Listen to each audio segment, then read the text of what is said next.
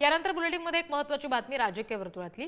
नागपूरमध्ये अनिल देशमुख विरुद्ध देवेंद्र फडणवीस अशा लढतीची चर्चा आहे। मी निर्णय घेत नाही, पक्ष आदेश देतो, असं अनिल देशमुख यांनी यावर बोलताना म्हटलंय।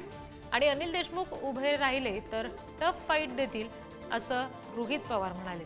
अनिल देशमुख देवेंद्र फडणवीसांच्या मतदारसंघातून लढण्यास त्यांची अनामत रक्कम जप्त होईल असं आत्राम यांनी म्हटलं। अरे बाबा, मी एकटा कधी निर्णय घेत नसतो। आमचा पक्ष जे काय असेल ते ठरवेल आणि तसा आदेश देईल, जो काय असेल ते। अरे बाबा, मी एकटा कधी निर्णय घेत नसतो।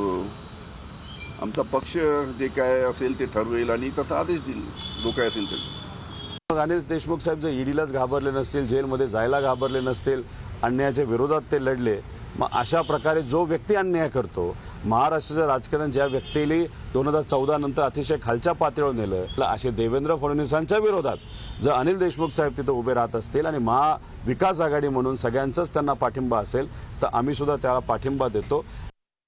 त्यांनी माझ्या विरोधात यायला पाहिजे, ऐरीमध्ये उभा राहायला पाहिजे असा माझा विचार आहे। एक चांगले विदर्भाचे विरोधी नेता आहे, ते माझ्या विरोधात उभा राहायला काही हरकत नाही। मला जर पक्षाने सांगितलं यांच्या विरोधात उभा राहा, नेते लोक सांगतील की धर्माराव बाबांनी तिथे उभा झाला पाहिजे, तिथे उभा राहायला मी तयार आहे। आपल्याला काय वाटतं, देवेंद्र फडणवीस विरोधात उभे राहिले तर काय होईल?